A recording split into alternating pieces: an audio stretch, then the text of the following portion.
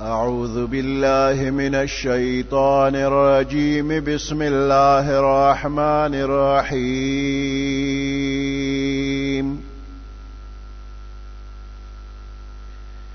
ألف لام ميم. ذلك الكتاب لا ريب فيه هدى للمتقين الذين يؤمنون بالغيب ويقيمون الصلاة ومما رزقناهم ينفقون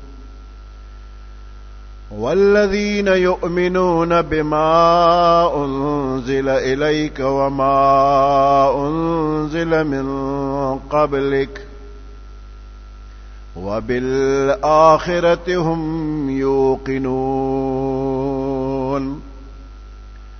أولئك على هدى من ربهم وأولئك هم المفلحون.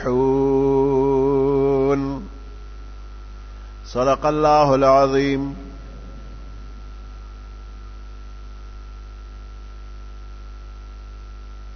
الف لام میم. خدای عالم دې په معنا د دې حروف او په مراد خپل.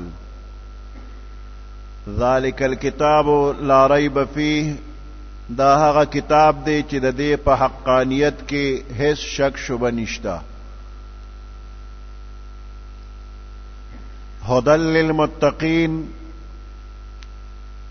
ہدایت کون کې دی، لار خودن کې دی دا کتاب للمتقین، دا الله نه یریدن کو خلق تا. الذين يؤمنون بالغيب، هغه خلق چې هغوی یقین کوي، ایمان وروړي بالغیب، بغیر لیدلو. چې کم سيزونه الله خبر ورکړي دي، پیغمبر علیه السلام خبر ورکړي، لیدلې نه دي، او پاغه باندې د الله دا قول د پیغمبر علیه السلام د قول مطابق یقین کوي. ويقيمون الصلاة، او قائمي مانزلرا، ومما رزقناهم ينفقون، او بعض د اغسنا رزقناهم چې موږ دوی ته روزي کړی دي، ورکړیم دي، ينفقون د الله په لار کې خرج کوي. والذين يؤمنون بما انزل اليك،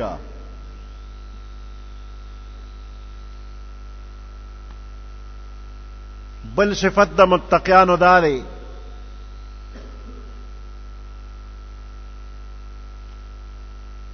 چې دوی ایمان وروړي بما انزل الیک، په هغه کتاب باندې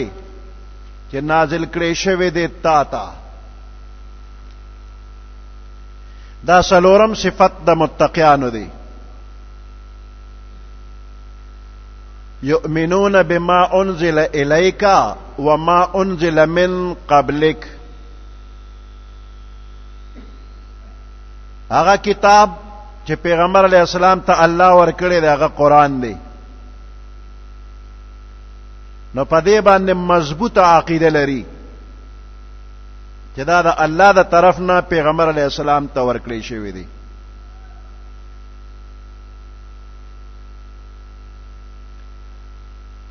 وما انزل من قبلک، او په هغه کتابونو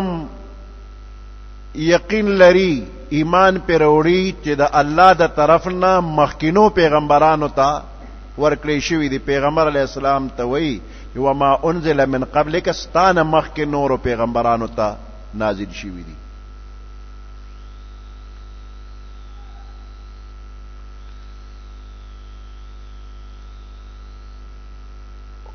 دا الله پاک د طرف نه د هدایت د پاره 104 کتابونه نازل شوی دي. 104 کتابونه،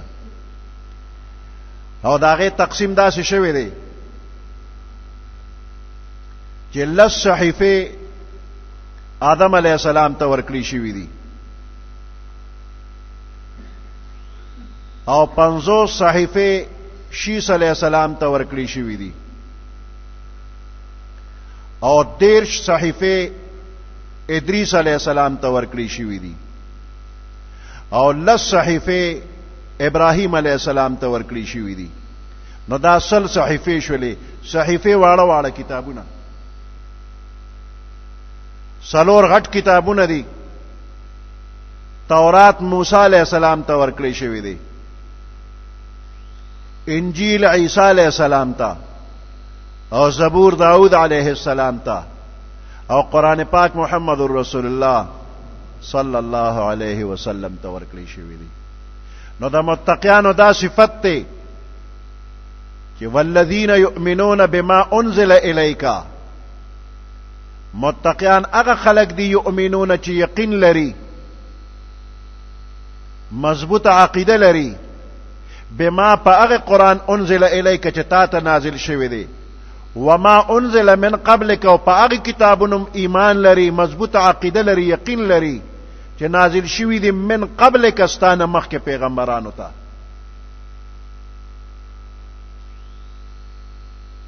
وما انزل الیک نه مراد دغه آسمانی کتابونه او ټول هغه تعلیمات چې دغه پیغمبرانو ته ورکړي شوي دي. پیغمبر علیہ السلام ته ورکړي شوي انزل الیکا، د دې نه مراد هغه تعلیمات دي چې پیغمبر علیہ السلام ته د الله د طرف نه ورکړي شوي دي،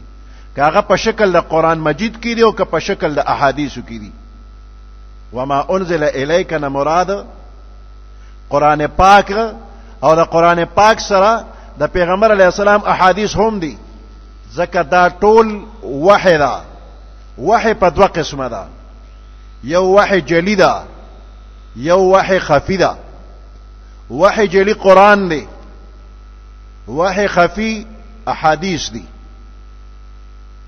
پیغمبر علیہ السلام چې د دین څومره خبرې کړې دي د ځان نه دي کړې، وما ينطق عن الهوى ان هو الا وحی یوحى.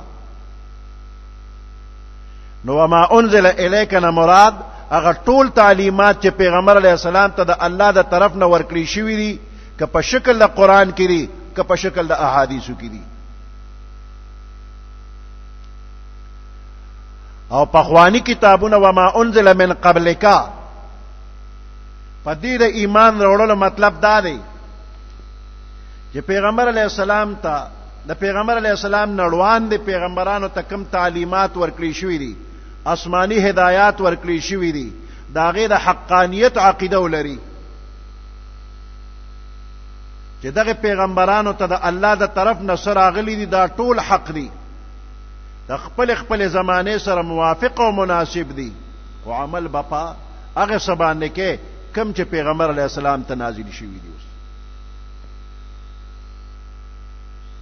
او د پخوانو شریعتونو خبره دا زمنګم شریعت ته خو که منسوخ شوی نه وي. شرائع من قبلنا شریعت لنا ما لم تنسخ. شرائع من قبلنا زمنګ د پیغمبر علیہ السلام نه مخکې چې کوم شریعتونه تیر شوي دي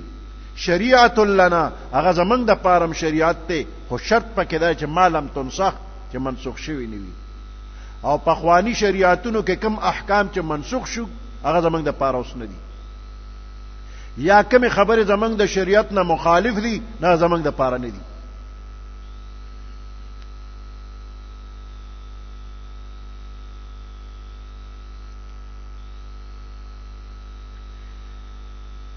د آیات د طرز بیان نه یو اهم مسله بل معلومیږي،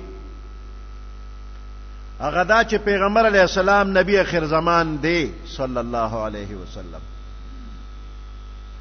او د پیغمبر علیہ السلام وحی دا آخری وحی دا، دین پس نه بل پیغمبر راځي نه بل وحی کیږي. د قرآن نه رستو بل کتاب نشتا، بل وحی نازلیدون کی نشتا. نو دی آیات کی من قبل کا ویل شوی دی او من بعد کا نه دی ویل شوی. وما انزل من قبل کا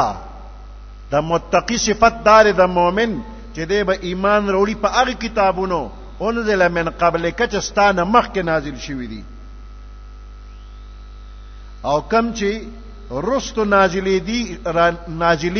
نو که فرض که رستو نازلېدو والا بل کتاب وی بل وحی وی نو دا غي خبر په دې آیات کې پکارو چې د متقی صفت داري چې په قران ایمان وروړي قران نه مخکې چې کتابونه نازل شي پاغیم ایمان وروړي او که قران نه رستو بل کتاب راځي پاغیم هم ایمان وروړي نو که بل کتاب راتلې نو دا غي خبر ضروری و خو خدای پاک دلته دراتلون کې بل کتاب ذکر نه کړي نو دینه معلومه شې چې بل کتاب به نه نازلېږي بل وحی به نه راځي ځکه پخوانی پیغمبران اغوی به د نبی اخر زمان صلی الله علیه وسلم پیشنگوئی کولا او د قرآن پیشنگوئی به هم کولا نو چې پیغمبر علیہ السلام تشریف وروړو نو کبل پیغمبر راتله نو دا هغه خبر پکارو کبل کتاب راتله بل وحی راتله نو دا هغه خبر پکارو عیسی علیہ السلام د ځان نرستو د پیغمبر علیہ السلام زیر ورکړی دا قرآن ذکر کړی دی ومبشرا برسول زتاسو لزیر درکون کیم د یو رسول یاتی من بعدی هغه زمانه رستو راځي اسمه احمد دا غنوم به احمد وی صلی الله علیه وسلم نو چې څنګه عیسی علیہ السلام د ځان نه پس د بل پیغمبر بشارت ورکړي نو که د پیغمبر علیہ السلام نه رستو بل پیغمبر راتلی نو زمونږ پیغمبر علیہ السلام به زیر ورکړو چې ما نه رستو به بیا بل راځي او بل پیغمبر نه راځي نو زمونږ پیغمبر علیہ السلام نبی اخر زمان صلی الله علیه وسلم دی دینه پس به بل پیغمبر نه راځي نو ختم نبوت طرف ته پدې کې اشاره وشوله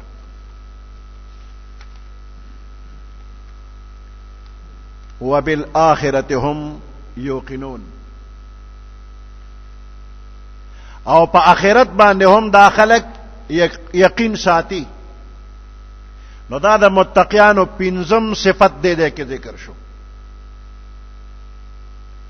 د آخرت نه څه مراد دی دار آخرت د آخرت کور وان الدار الاخرة لهي الحيوان بیشک د کور د آخرت جن بس دقه جن دی د آخرت کور جنت دقه جن د آخرت سمانا رستو راتلون کی او د دنیا سمانا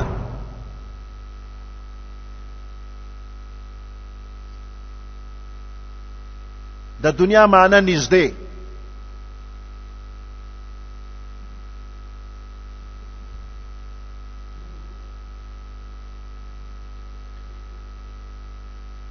او آخرت ته د دې وجه نه آخرت ویلی شي چې دا رستو راتلون کې دی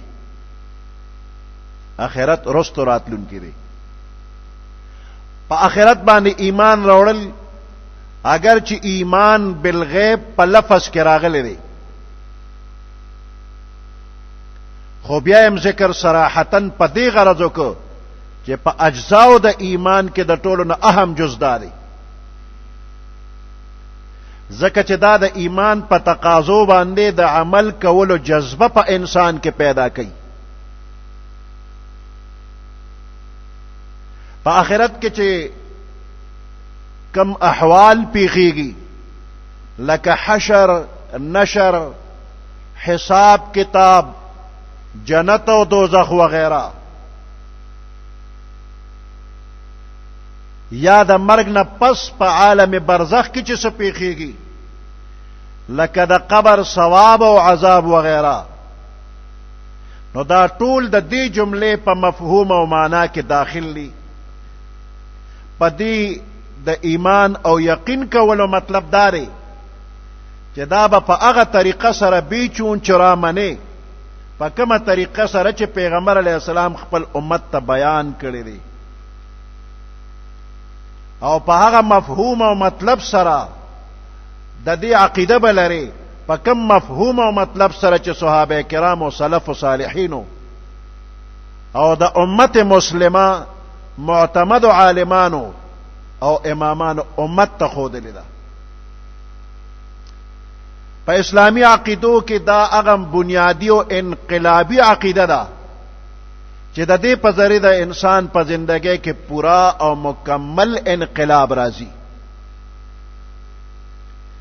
د انسان جن کې د خراب اعمال او اخلاق او عاداتنا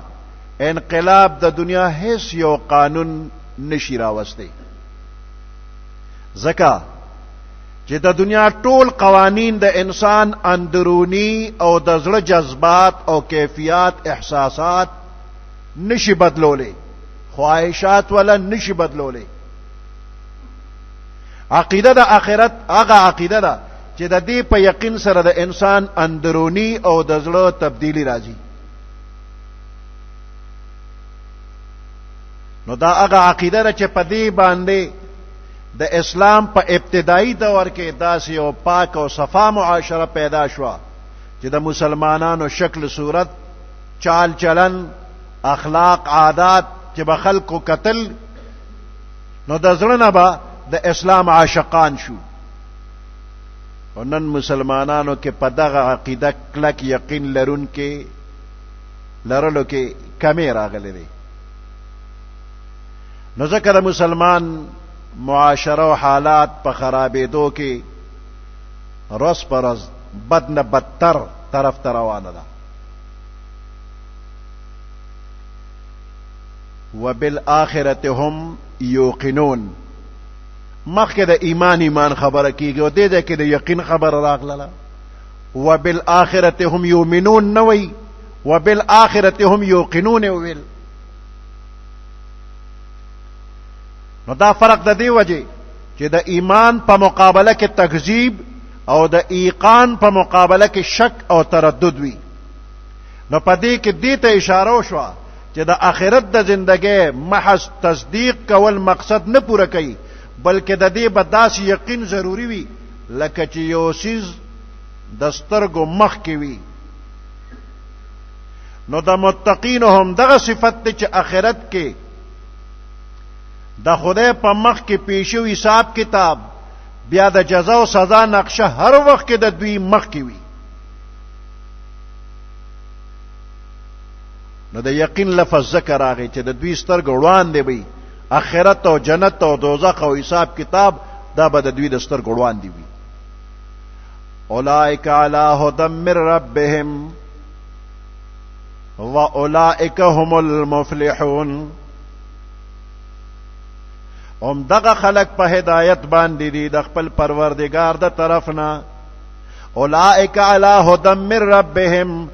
دغه خلق په هدایت باندې دي د خپل پروردگار د طرف نه. واولئک هم المفلحون،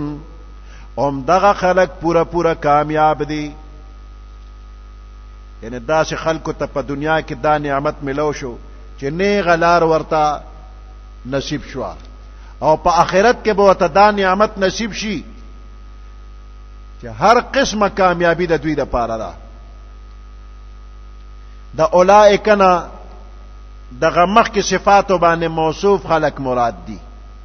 او دا گویا کې دا مخکې د پاره یو نتیجه شوه. نو دې کې دې طرف ته اشاره وشوه چې دغه صفتونه موجب او سبب د دې عظیم الشان نعمت د پاره وګرځېدل. لفظ د علا د پورتوالی او اوچتوالی د پاره او د قدرت لرلو په معنا راځي. نو دلته کوم دا معنا شو چې دغه خلق په هدایت او فلاح باندې پوره قدرت او اختیار لرونکي دي، لکه څنګه چې په سورلې سور انسان په خپل سورلې باندې پوره قدرت او طاقت لري. اولئک علی هدی، دوی په هدایت باندې پوره قدرت ولرو. اولئک هم المفلحون، مفلحون د فلح نه دی، او فلح په اصل لغت کې شق او قطع ته ویل شي، شلول او پرې کول ته ویل شي. نو مفلح په یو مقصد کې کامیابی حاصلون کی توای، گویا کې مفلح د خپل مطلوب حاصلولو د پاره هر قسمه تکلیفونه او ګران سیزونه قطع کوي او مقصد تزان رسئی. فكأن المفلح قد قطع المصاعب حتى نال مطلوبه.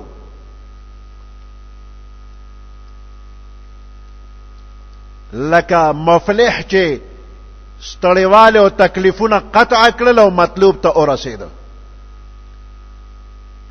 او دغه رنګ د فلاح استعمال په فوز او بقا، یعنی کامیابی او باقی پاتې کېدل، په دې اطلاق کېږي. نو خلاصه د دواړو معنو دا روته چې مفلح هغه چاته ویلی شي چې هغه خپل مطلوب او مقصود ته ورسیږي، او چې د کم سیز نه ځان ساتي د هغې نه نجات عمومي. نو د مفلحون معنا عالمانو داسې کړې ده، هم الذین ادرکوا ما طلبوا. دا هغه خلک دي چې بیا موندلې دي دوی هغه څه چې د کمې طلب کړی دی، خپل مطلوب عمومي. ونجوا من شر ما منه هربوا، او نجات عمومي د شر د هغې څیز نه چې د کم نه دوی تښتېدل غواړي. نو اوس معنا واضحه شوه چې د دغه صفاتو خاوندان په هغه نیغه لار چې دوی ته د خپل رب نه میلاو شوې ده روان دي، او همدغه خلک په آخرت کې خپل مقصد ته چې د جنت حصول دی رسیدونکي دي، او د شر د دوزخ نه نجات موندونکي دي.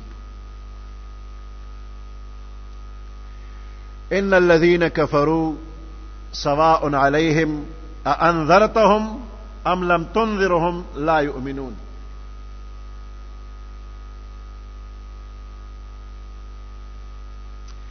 ان الذين كفروا بشک هغه خلق چې کفر یې کړی دی.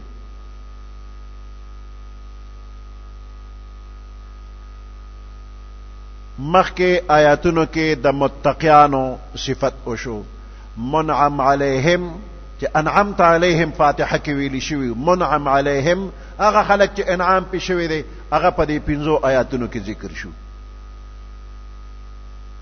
وپسې غیر المغضوب علیهم ولا الضالین، په دې کې هغه کافران چې زدیان دي هغه ذکر کیږي. نو د سوچه کافرو ذکر په دې 2 آیاتو کې کیږي.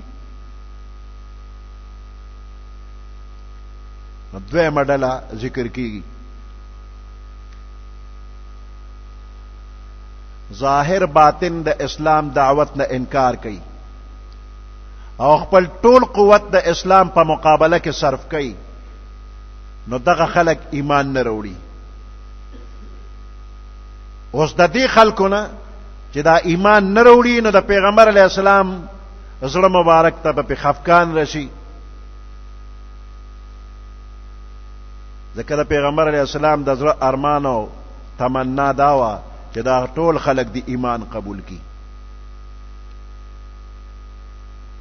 پیغمبر علیه السلام په ټول امت ډیر مهربانه دی، نو د ټولو خلکو ایمان وروړل دی خواهشو چې د خواهش مطابق کار نه کیږي نو بشری تقاضا ده چې بنده خفه کیږي. نو دې آیاتونو کې پیغمبر علیه السلام له الله پاک تسلی ورکړله، پریشانه کېږه ما، د دوی په باره کې فیصله شوې چې دوی ایمان نه وروړي. قاعده دا ده چې کله د یو انسان یو مطلوب حاصلولو کې خواهش لري او هغه خواهش نه پوره کیږي نو پریشانی وي، تشویش وي، د زړه بې قراري وي. چې کله دې انسان ته یقینا معلومه شي چې زما مطلوب نه حاصلېږي او تمه ختم شي، هغه پریشانی کم شي او زړه ته یو قسم سکون راشي. نو الله پاک پیغمبر علیه السلام له تسلی ورکه چې د دوی په باره کې دا خواهش مه کوه چې دوی به ایمان وروړي، دوی به ایمان وروړي. دوی ایمان نه وروړي، بې تمې شه، دینه بېغمه شه. نو د زړه د تسلی دپاره وله الله دا آیات راولېږه. ان الذین کفروا بشک هغه خلک چې کفر یې کړی دی، د کفرو څه معنا؟ کفر یې کړی دی. د کفر خپله معنا پټوالی، ستر، ان الذين ستروا الحق عنادا بشک هغه خلق چې حق پټ کړي دي د عناد او د ضد د وجنا د کافرانو د ضد د وجنا حق پټ ک ولې دوی پیغمبر علی السلام نه پیجند ولې نه پیجند يعرفونه كما يعرفون ابناءهم دی پیغمبر علی السلام داسې پیجندل دي لکه څنګه چې خپل ځامن پیجني خو بیا هم نه مني ولې ابو جهل پیغمبر علی السلام نه پیجند چې حق پیغمبر دی خې پیجند او سوزله د خلینو اقرار امر راوتل دي چې منم چې پیغمبر دی خو بس معلوم دی راته پیغمبر دی ولې ټوله مشری بد دي نه منم خپويګم چې پیغمبر دی خو نه منم ابو جهل ویل دي نو دې د ضد وجنا پیغمبر علی السلام نه دی منلی ان الذين كفروا بشک هغه خلق چې کفر کړي دي ستر الحق عنادا د ضد وجنه حق نه دی منلی حق پټ کړي دي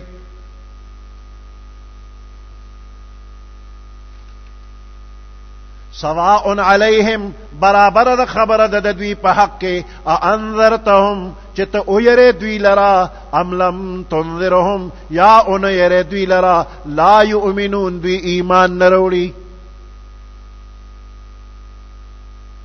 ایمان وروړي نه چې ایمان نه وروړي نو پیغمبر علیه السلام وتعسی وعظ او نصیحت کوي نو دا کار خو عبث شو او پیغمبر خدای د عبثونه بچ ساتي د پیغمبر علیه السلام وعظ او نصیحت عبث شو دا د شان د پیغمبر سره خو مناسب نه چې عبث وکي نو د دې جواب داري چې الله فرمای سواء علیهم برابر خبره د دوی په حق کې داسې نه دی ویل چې سواء علیک استا په حق کې برابر را سواء علیهم د دوی په حق کې برابر را چې تو وعظ او نصیحت کینو دی ایمان نه وروړي کنه کینو ایمان نه وروړي او چې تو وعظ او نصیحت کې نو تعالی په اجر او ثواب درکېږي د آخرت ترقی په تا ته ملاويږي درجات د نور مچتيږي نو کوا وعظ او نصیحت وعظ او نصیحت وتتکوا ستا په اجر او ثواب شتا او چې دوی نه مني نو دوی خپل نقصان کوي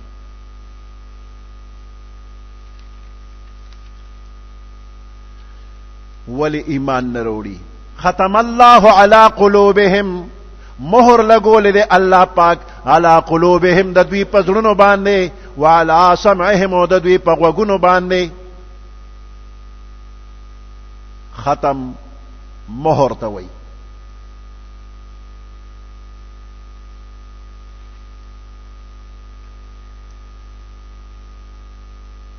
مہر پا یو چټه باندې چې ولګيږي یو لفافه دا ډاکخانه ته دی وړله او پاره مہر ولګي د ناغې نه پس دغه لفافه بیا راغشته شي چې راکې یو کیرخه پکې بل لیکم نه دا چې کول شي چې دا لفافه راکې پټي اسپړم یو کیرخه مې پکې لیکله خو هغه راته غلطه ښکاریته او باسمه چې مہر ولګي د نو یو کیرخه ته او باسي نو نه شيسته که بل کیرخه پکې لیکې نو نه شي لیکلي نو د دې کافرو پزړه کې چې د پیغمبر علیه السلام سره کومه دشمنی ده کم بغض دی نو دا د دوی د زړه نه اوزینا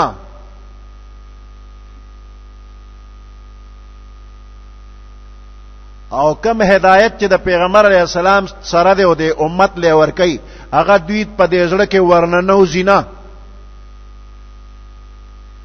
د مہر لګول نه پس چې نه پکې زیاتول شي نه پکې کمول شي نو دغه شانته د دوی په زړه کې چې کم کفر دی اپکې دی اتی اوزینا او د بهر نه چې کم هدایت دی ناغه پکې ورننو زینا بس نور پکې سکیږي نه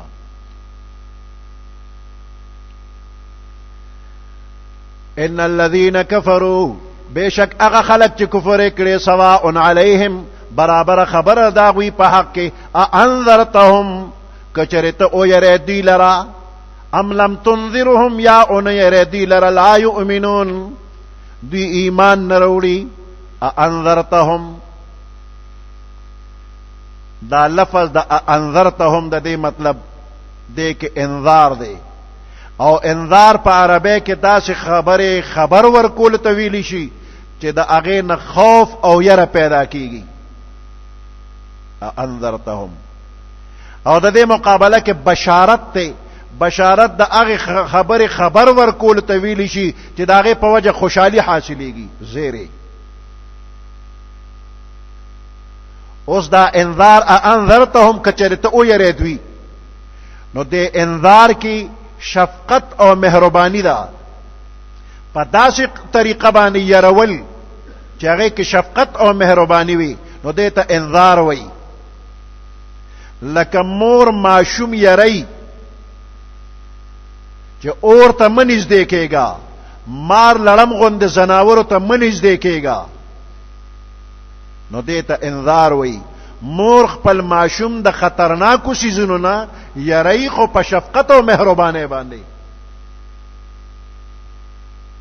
نو دغه رنګ پیغمبر خپل امت یری د الله د مخالفت نه د عذابونو نه خو په شفقت او په مهربانۍ په دې امت مینه ده محبت دی همدردی ده وسره نو د مخالفت د شریعت نه یری اوس د دې مقابله کې غل ډاکو چې راشي هغه هم سړی یری نه هغې کې شفقت وي نه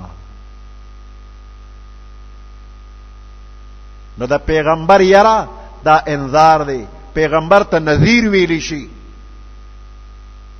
مخوف ورته نه وي تخویف هغه یره ده چې هغې کې شفقت او مهرباني نه وي نه هر پیغمبر هر مصلح هر مبلغ د دپاره ضروری ده چې د مخاطبینو د خیرخواهۍ او همدردۍ په جذبه باندې به خبره کوي انذرتهم ام لم تنذرهم کچره او یری ته دوی لرا ام لم تنذرهم یا اون یری دوی لرا لا یؤمنون ایمان نروړي ختم الله علی قلوبهم الله مهر لګولې د دوی په زړونو باندې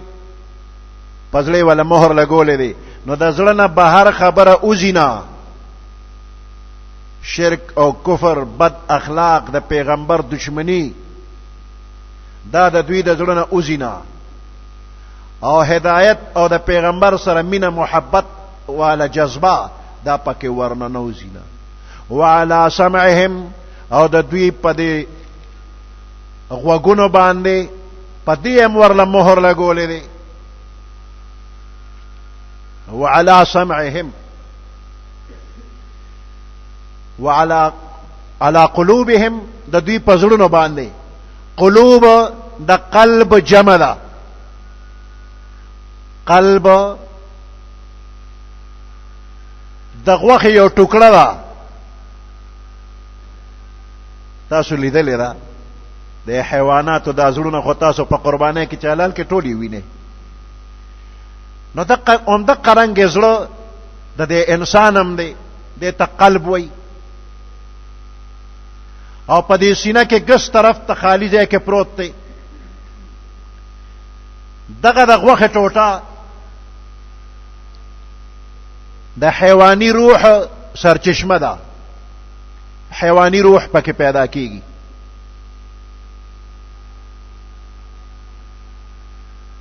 او د شریعت په اصطلاح کې دغه ټوټې ته زړه نه وایي دا موږ چې پښتو کې څه ته زړه وایو دغه ته زړه نه وایي لطیفه ربانی چې د غوښې په دې ټوکړه کې من جانب الله کې ښودلی شوې دقې ته زړه وایي دا موږ چې څه ته زړه وایو په پښتو کې دقې ټوکړه کې لطیفه ربانی ده من جانب الله کې ښودلی شوې ده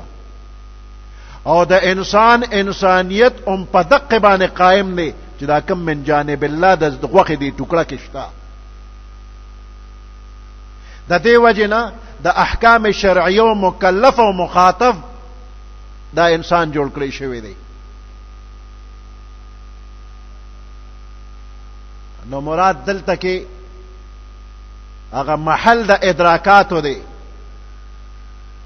او پاتې شو د غوښې ټوکړه نو دا خو د زناورو په دې خېټه کې پروت دی د زناورو په بدن کې دا د غوښې ټوکړه پرته ده نو عالمان د دې تعریف داسې کوي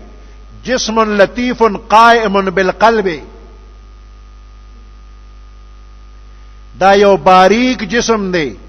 چې د غوښې د زړه پورې لګېدلی دی جسم لطیف یو باریک جسم دی زړه قائم بالقلب اللحمانی د غوښې په دې زړه پورې قائم دی دې پورې لګېدلی دی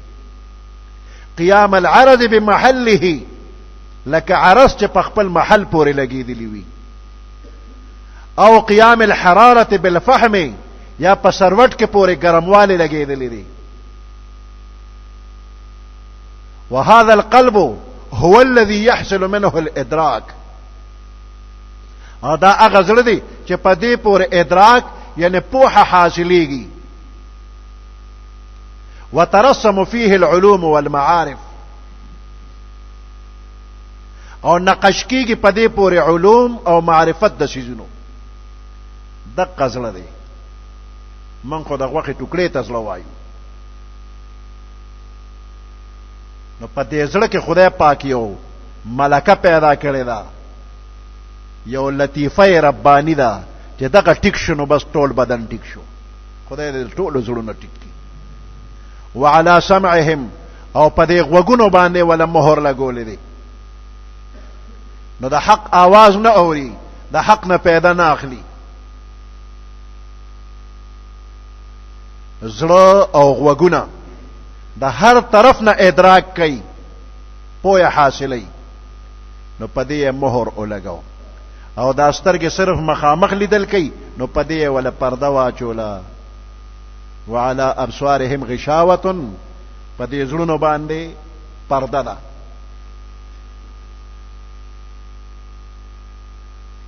اوس په زړونو باندې پرده ولا ولګولا په دې سترګو باندې ولا پرده ولګولا په زړونو باندې مهر ولګید په غوږونو مهر ولګید او په سترګو ولا پرده ولګولا نو دوی اسم نه پويږي نو دې کې سوال لې چې د کافرانو ته په دې سترګو باندې پرده شولا په غوږونو ولا مهر لګاو په زړه ولا مهر لګاو نو دوی چې دا کفر کوي نو بیا ولې ملامت کوي ولې ګناهګار نو یو د الله علم دی او یو د بنده کسب دی نو علم د الله خبر ورک چې دا خراب خلق دي دا داسې دي دی به ایمان نه وروړي او د بنده له الله پاک خپل د کسب کولو اختیار ورکړي دی دا بنده سوال الله اختیار ورکړي دی او سو الله دې مجبور پیدا کړي دی انسان داسې نه دی چې لکه د کاڼي پروت دی کچاواړو نو ووړې ده او کچاناړو نو نه وړي داسې نه دی او دې داسې هم نه دی چې دې قادر مطلق دی چې دې سکول غواړي نو هغه به کېږي نو سنا سدله الله اختیار ورکړی دی او سنا سدې مجبور دی حضرت علی رضی الله تعالی عنہ ته یو سړی راغی او ورته وایي چې من انسانان مجبور محض یو او که قادر مطلق یو څه قدرت لرو نو علی رضی الله تعالی عنہ ورته ویل وی ته څه قدرت لري او څه مجبورې نو وی څومره مجبورې ما او څومره مختارې ما اختیارمنې ما قدرت لرم سړی ولاړو نو علی رضی الله تعالی عنہ ته خپل اوچته کا نو یو وخت په اوچته کړه وی دا بلخ پم اوچته کا وی دوی مخ په خو نشي مچتولې وی دا یو قدم چې دی اوچت کې نو د قمرته مختارې ستا اختیار او قدرت شتا او دا دویم خپش نه چې اوچتولې نو دغه عمر ته مجبورې. نو دې بندله الله اختیار ورکړی دی، د یو قدم اوچتولو اختیار یې ورکړی دی، دا دویم قدم دی نشي اوچتولی، دا ولا الله اوچتوي. نو که دا یو قدم دی په نفس د پاسه کېښودو، دا نفس او شیطان دا خو ته قابو کا، دا یو قدم په د پاسه کېده نو دا دویم قدم به د الله پورته کی، نو که په یو قدم تر عرش پورې رسي. نو د دې نه مراد دقه دی چې ته دا یو قدم په خپل اختیار باندې د نیکۍ دپاره کېده، دا دویم قدم به د الله اوچت کړي نو عرش ته به دې ورسوي. یو قدم په نفس کې د دویم به په عرشي. او که دا یو قدم ته د بدۍ دپاره اختیار کې، نو دا بل قدم د بیا الله اوچتوي. که دا یو د شیطان دپاره کېښود، دا بل به د الله اوچت کړي جهنم ته به دې پې ورسوي. نو الله دې لومبنی قدم زمونږ د الله د رضا دپاره کړي، دویم قدم به راله الله اوچتوي، جنت ته به هم پې رسوي.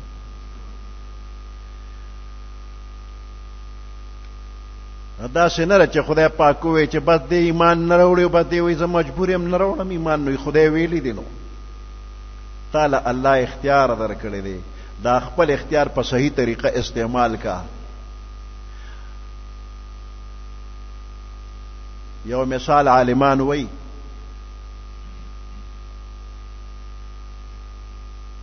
یو مالک دی او هغه سره غلام دی او د سرو زرو اشرفی ولا روزانه ورکي، او بیا دا غلام روزانه دا اشرفی واخلی او سینته یو سیلته غورځي، یو دینار ورکي روزانه سینته وړي غورځي. مالک ورته ویل هلکه دا روپۍ ته سینته مه غورځوه،